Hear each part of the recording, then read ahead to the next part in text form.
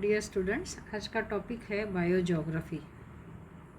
My self doctor Shuchita Jain, associate professor department of botany, Janki Devi Bajaj government girls college Kota. Biogeography हमने पहले lecture में biogeography के बारे में पढ़ा कि कितने प्रकार के इकोसिस्टम्स है और किस तरह से बायोजोग्राफी या फाइटोजोग्राफी कहाँ पर डिस्ट्रीब्यूटेड है।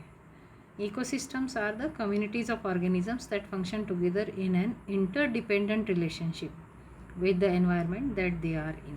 जहाँ भी जिस सराउंडिंग्स में रह रहे हैं, पारिस्थितिक तंत्र जो भी है उसमें जितने भी जीव organisms, may be plants, animals और माइक्रो ऑर्गेनिजम्स जो भी है, they are all having interdependent relationship. There are different organisations within ecosystem. पारिस्थितिक तंत्र के अंदर अलग अलग पर्यावरणीय या पारिस्थितिक तंत्र का संबंध होना या इंटरकनेक्टिविटी होना, ये एक इम्पॉर्टेंट फीचर है स्टेबल इकोसिस्टम का। There are biotic associations ecosystem having earth system in its entirety और to any group of organisms, large or small, marine or terrestrial, short-lived or long-lasting। artificial ecosystem, for example farmers field। अब major components कौन कौन से हैं? Major components are abiotic, that is physical environment in which plants and animals live। they may be autotrophs, they may be heterotrophs। autotrophs, they can prepare their own food material। heterotrophs, they are dependent for their food material on autotrophs। they can't prepare their own food material। heterotrophs, autotrophs, herbivores, carnivores and decomposers, detritivores। अब tropic structure या ecosystem पारिस्थितिक तंत्र में कौन कौन से levels है? Food chain है एंड ट्रॉपिक लेवल है। इकोसिस्टम कंपोनेंट ऑटोट्रॉफ है और ट्रॉपिक लेवल है फर्स्ट एंड सेकंड। एग्जांपल्स क्या क्या है? Tree, shrub, grass, locust, rabbit, field mouse, deer, cow, etc। here you can see the examples। heterotroph, it is the third trophic level जहाँ पर praying mantis, owl है, hawk है, coyote, wolf, etc।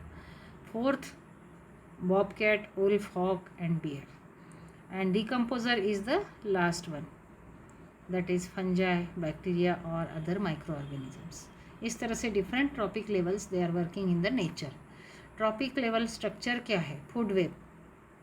Autotrophs, they are performing the function of photosynthesis. Then carnivores, phytoplanktons, autotrophs are there, segmented worms are there and predatory insects are also there। तो हम इन्हें carnivores या डेट्रिटिवर्स, decomposers में या herbivores में, सब में इनको हम क्लासीफाई कर सकते हैं। Producers are green plants. In this diagram it is shown that how the solar energy is captured and green plants, they prepare their own food material। they are producers performing the main function of photosynthesis and depending on them are the other carnivores or and after use by carnivores, the detritivores or decomposers also play an important role in the decomposition of the waste material। अब प्रत्येक nutrient cycle जो है, मैंने आपको पहले भी बताया है, बायोजियोकेमिकल साइकिल्स। इकोसिस्टम पारिस्थितिक तंत्र के बारे में हमने जाना, कितने प्रकार के पारिस्थितिक तंत्र है और उनके बारे में इकोसिस्टम के 2 लेक्चर्स आपके पहले हो चुके हैं जिसमें आपको बताया गया कि किस तरह से बायोजियोकेमिकल साइकिल्स का रोल है और किस तरह से phosphorus cycle, oxygen cycle, nitrogen cycle, water cycle, all are important for the life। so nutrient cycle, there are many processes। what kinds of processes are taking place beneath the soil surface? nutrient cycle, see, dead leaves, land litter, plant and animal matter। decomposers, breakdown of organic matter। here minerals and other nutrients, they are released into soil। here it is plant growth, see how the tree is grown and water and air penetrate into the soil। तो इस प्रकार से जो arrows के माध्यम से आपको बताया गया है कि किस तरह से न्यूट्रिएंट साइकिल इम्पोर्टेंट है और कहाँ पर डेड ऑर्गेनिक मैटर होता है, किस तरह से एनिमल्स प्रोड्यूसर्स, हर्बियोर्स, कार्निवोर्स और other factors they are also important playing role in the total nutrient cycles. Organizations within ecosystem, primary productivity जो है वो भी अफेक्टेड होती है, फोटोसिंथेसिस, लैटिट्यूड है, सॉइल मॉइस्चर है, temperature, nutrients, their age and atmospheric composition, इन सब पर प्रोडक्टिविटी निर्भर करती है. तो net primary productivity of selected ecosystems it is shown here कि नॉर्मल रेंज जो है 1000 से 3500 ट्रॉपिकल रेन फॉरेस्ट की, और मीन जो है उसका 2200. तो यहाँ पर ईयर कितने ग्राम स्क्वायर नेट प्राइमरी प्रोडक्टिविटी होती है इसके बारे में इस टेबल में चार्ट में बताया गया है कि विभिन्न प्रकार के जोन्स है, लेक एंड स्ट्रीम है, या स्वैम्प है, या टूंड्रा अल्पाइन है, या ग्रासलैंड है, बोरियल फॉरेस्ट है, तैगा.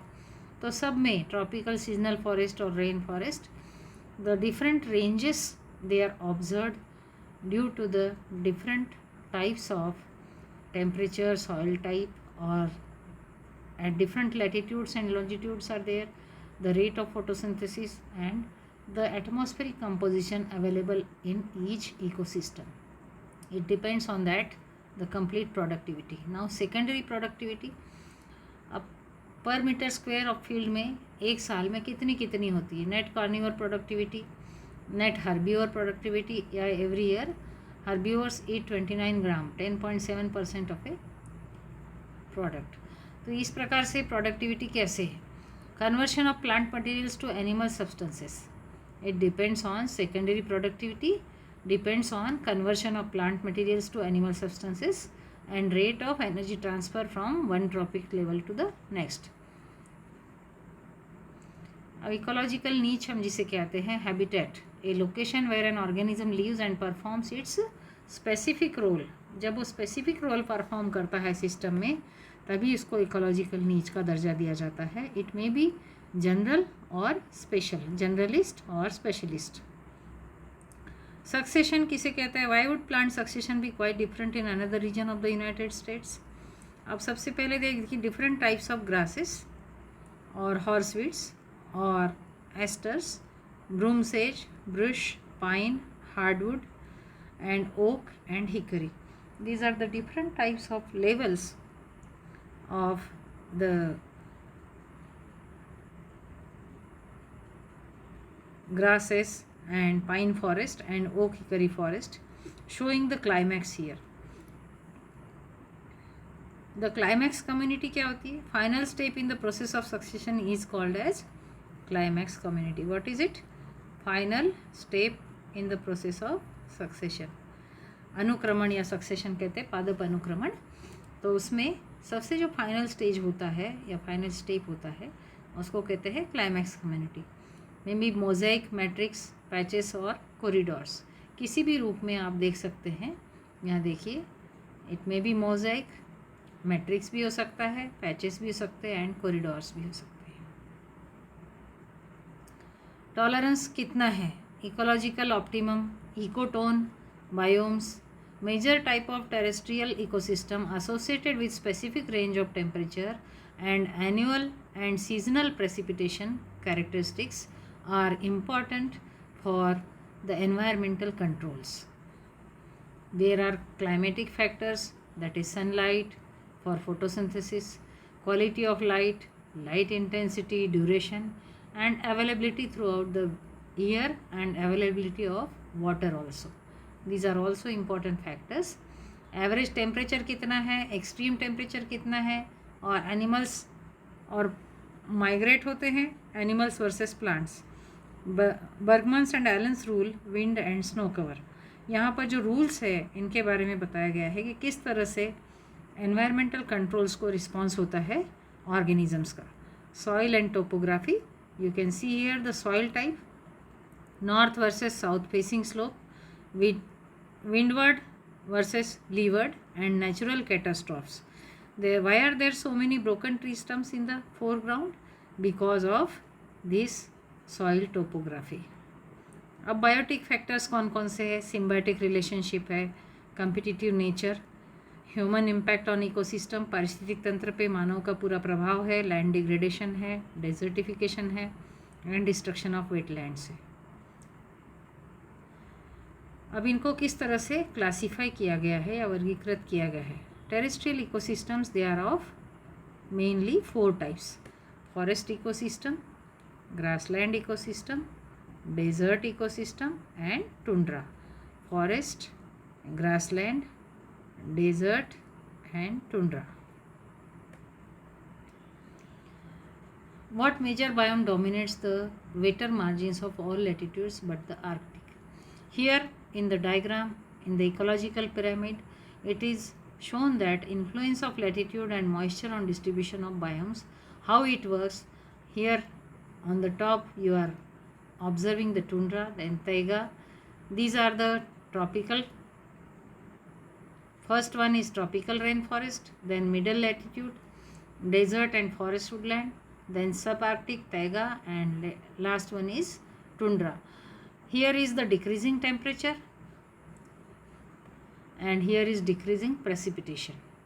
These two factors are very important, showing influence of latitude and moisture on distribution of biomes. किस प्रकार से बायोम्स का वितरण होता है, इस पर टेम्परेचर में या तापमान में होने वाली कमी या प्रेसिपिटेशन या वर्षा में होने वाली कमी और इनके कारण किस तरह से जोनेशन होता है या इनका विभिन्न प्रकार से कौन कौन से लैटिट्यूड्स पर किस प्रकार के बायोम्स हो सकते हैं, इसके बारे में इस इकोलॉजिकल पिरामिड द्वारा स्पष्ट रूप से बताया गया है। इंटरनेट के विभिन्न माध्यमों से डायग्राम लिया गया है। These are forest biomes. Annual moisture balance is positive and tropics और monsoon. Middle latitudes with high frequency of cyclonic storms, these are forest biomes. Tropical forest or rainforest, competition between species. Lianas. Lianas are, what are lianas? They are woody climbers. Lianas are woody climbers. Almost a closed system. Monsoon rainforest, dry versus wet season, and thornbush and scrub. So thornbushes and scrubs are also observed. So in tropical forest there is the competition between species and therefore a most closed system it is observed. Middle latitude forest, Mediterranean woodland. Temperature range is 30 to 40 degree and latitude north and south. Mediterranean climate, north versus south facing slope, drought resistant plants are there. Middle forests, broadleaf deciduous forest, there are seasonal changes observed. Trees almost as tall as tropical rainforest, although more light reaches ground.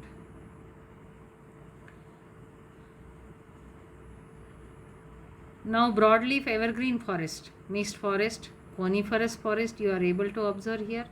Coniferous forest, boreal taiga at 50 degree north and poleward, higher elevations, maritime coniferous from southern Alaska to central California. Giant sequoia या sequoia Meta sequoia के बारे में आपने जाना है। तो इस प्रकार के जो पाइन फॉरेस्ट है या जिम्नोस्पर्म्स कॉनिफर्स है वो यहाँ पर आपको देखने को मिल रहे हैं। Now grassland biome, tropical savanna, scattering of trees, tall grasses, drought resistant red coloured soils, water tables fluctuates and large migratory herds are observed. Here you can see the migratory birds. Now grasslands, tall grass prairie, short grass prairie, and both develop under a semi-arid climate. But which of these two types of prairie grassland received a higher annual precipitation? See here both the situations. Lack of precipitation, evaporation exceeds precipitation. तो यहाँ पर क्या आपको दिख रहा है? Plants they probe deeply for water, lie dormant for long periods and drought resistant. किस तरह से आपको कैक्टस या डेजर्ट प्लांट्स यहाँ पर देखने को मिल रहे हैं. They are few and far between in very dry locations, for example Atacama desert. तो डेजर्ट वेजिटेशन आपको क्लियरली यहाँ देखने को मिल रही है. Very short growing season dominated by sub freezing temperature and thin snow cover.